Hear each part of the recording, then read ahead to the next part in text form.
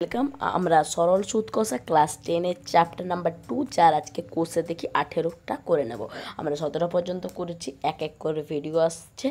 একদিন বা দুদিনের বেশি গ্যাপ হবে না, কিছু টেকনিক্যাল ইস্যুর জন্য একটু লেট হয়, কিন্তু বেশি লেট হবে না। আমি চ্যাপ্টার শেষ করেই চ্যাপ্টার আনবো এবং একটা ভিডিওর পর আরেকটা ভিডিও আসবে এবং কোনো খাপ ছাড়া বিষয় থাকবে না। প্রতিটা বিষয়ের পর প্রতিটা বিষয় মিলে যাবে, তার জন্য একবার প্লে লিস্ট চেক করবে। তার জন্য আমরা এবারে ম্যাথটা ডিজিটাল স্ক্রিনে দেখে নিচ্ছি, তারপরে স্টার্ট করব।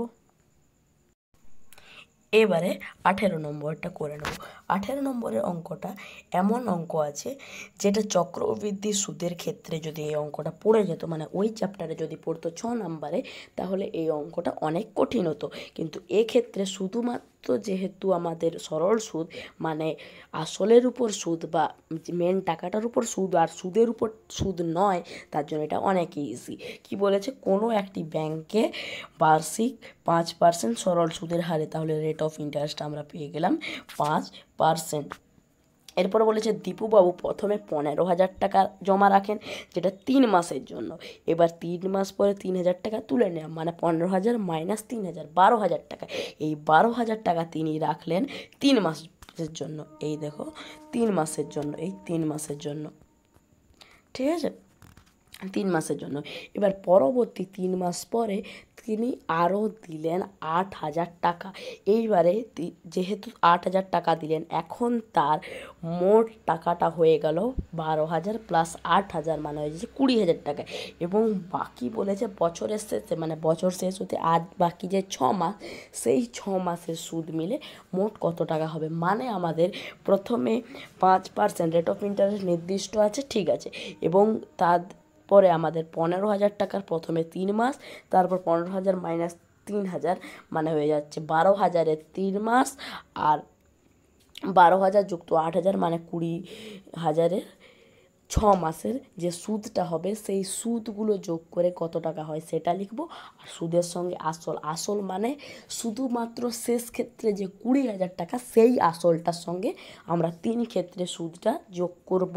শুধুমাত্র এইটাই করব, কিন্তু যদি চক্রবৃদ্ধি হতো তাহলে ওটার উপর আবার বসতো, তাহলে অত ডিপলি যাচ্ছি না। সিম্পল 20,000-এর ওপরে আমাদের 3 ক্ষেত্রে সুদ বসবে। তাহলে আমরা পুরো অঙ্কটা বলেই দিলাম, এবার একবার খাতায় দেখে নিচ্ছি। আসলে আমরা করছি 18 নম্বরেরটা, তাহলে আমরা প্রথম দ্বিতীয় তৃতীয় হিসেবে করছি। তাহলে যদি আমরা লিখি প্রথম ক্ষেত্রে, মানে প্রথম যে 3 মাস সেই ক্ষেত্রে যদি লিখি, তাহলে প্রথমে লিখব প্রথম ক্ষেত্রে। প্রথম ক্ষেত্রে তিনি রেখেছিলেন টাকাটা, যেটা মানে যেটা আমরা লিখতে পারি আসল সমান, আমরা লিখতে পারি আসল সমান, লিখতে পারি 15,000 টাকা। এবং সেটা লিখেছিলেন কত দিনের জন্য, 3 মাস পরে, মানে 3 মাস পরে চেঞ্জ হবে। তাহলে এই টাকাটা ছিল 3 মাস, মানে হয়ে যাচ্ছে সময় সমান 3 মাস। এবার আমরা জানি যে মাসকে বছর করতে গেলে তার নিচে 12 দিতে হয়, তাহলে 3-এর 12 বছর হয়ে গেছে। এবং যেটা রেট অফ ইন্টারেস্ট, সেটা সব ক্ষেত্রেই অপরিবর্তিত ছিল 5%, তাহলে বার্ষিক সরল সুদের হার সমান 5%। তাহলে এই ক্ষেত্রে যেটা সুদটা বেড়াচ্ছে, সেই সুদটা কত, সেই সুদটা হলো আমাদের, এক সেকেন্ড, সেটা হচ্ছে পি আর টি। তাহলে পি এর মান হয়ে যাচ্ছে 15,000 টাকা এবং আর এর মান হয়ে যাচ্ছে 5%, টি মানে সময় হয়ে যাচ্ছে 3-এর 12, আর নিচে থাকে অলওয়েজ 100। তাহলে 100-র এখানে দুটো শূন্য কাটলাম, 15,000-এর দুটো শূন্য কাটলাম, 3 দিয়ে কাটলে 3, 4-এ 12, 4 দিয়ে এটা ডাইরেক্ট যাবে না, তার জন্য 2 দিয়ে কাটছি, 2 দিয়ে কাটলে নিচে 2, আর এখানে হয়ে যাচ্ছে 75। 150-কে 2 দিয়ে কাটলে 75, জাস্ট, হ্যাঁ হ্যাঁ, ঠিক আছে। এবার 75 ইন্টু 5 যদি করি, 5 5-এ 25-এর 5, হাতে থাকলো 2, 7 5 35, 35 36 37 বাই নিচে 2। এবার 2 দিয়ে যদি এটাকে ভাগ করি, 2 1-কে 2, 1 7 2 8-এ 16, 1 5 2 7-এ 14, 0.1 আছে, 1 মানে হয়ে যাচ্ছে 0.5, দশমিক দিলাম মানে ওখানে শূন্য হলো, এবার 1 আর 0 10 হলো, 2 5 10, এই ক্ষেত্রে করলাম। এবার কেউ ভাগ করে দেখেও নিতে পারো, এটা মুখে মুখে করলাম, তাহলে এত টাকা সুদ হলো। এরপর আমরা দ্বিতীয় ক্ষেত্র করে নিই, আমরা আর কিছু করতে যাব না, কারণ চক্রবৃদ্ধি সুদের হলে এটা আবার যোগ হতো, কিন্তু এটা করবোই কেন, এটা তো সিম্পল করব, তার জন্য আমরা দ্বিতীয় ক্ষেত্রে চলে যাচ্ছি ডাইরেক্ট।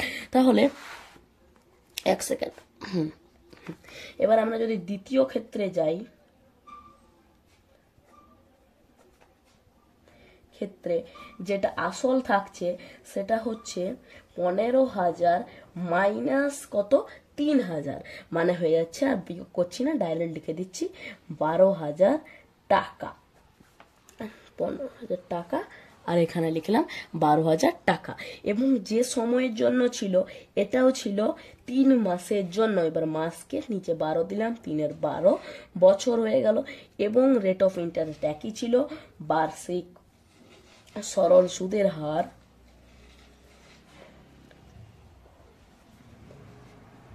সমান 5%ই আছে। তাহলে এখানে যদি আমরা এই ক্ষেত্রে যদি সুদটা বার করতে চাই, সেই সুদটা আমাদের বেরোচ্ছে কত, 12,000 ইন্টু 3 এর 12 আর ইন্টু 5%, আর নিচে থাকবে 100। 100 দুটো শূন্য কাটলাম, 12,000-এর দুটো শূন্য কাটলাম, 12 দিয়ে 120 কাটলাম, তাহলে 10 থাকছে।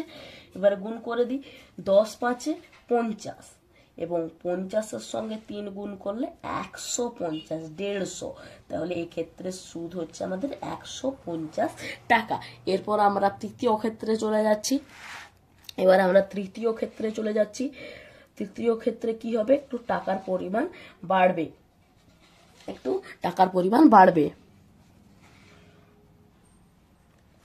তৃতীয় ক্ষেত্রে টাকাটা বেড়ে কত হবে না, আসল হবে 8,000 টাকা বাড়বে, মানে হয়ে যাবে 20,000 টাকা। 20,000 টাকা, কিন্তু সময় হবে আমাদের বছর শেষ হতে আর কত বাকি না, আমাদের 3 মাস 6 মাস হয়ে গেছে, এবং 12 মাসে বছর, তার জন্য আর 6 মাস বাকি, 6 এর 12 বছর, এবং তখনও রেট অফ ইন্টারেস্ট একই থাকবে। তাহলে বার্ষিক সরল সুদের হার তখনও থাকবে 5%, এবং সেই ক্ষেত্রে সুদ হবে আমাদের কত না, 20,000 ইন্টু 6 ইন্টু 5, আর নিচে 6 এর 12 আছে, আর নিচে তো 100 থাকবেই। 100 দুটো শূন্য কাটলাম, 20,000-এর দুটো শূন্য কাটলাম, এরপরে এই 6 গুণে 12 কাটলাম, 2 দিয়ে 200 কাটলে 100 হয়ে যাচ্ছে, 100 গুণিতক 5 মানে হয়ে যাচ্ছে 500 টাকা। তাহলে 3 ক্ষেত্রে যেটা সুদ আছে সেটা যোগ করি।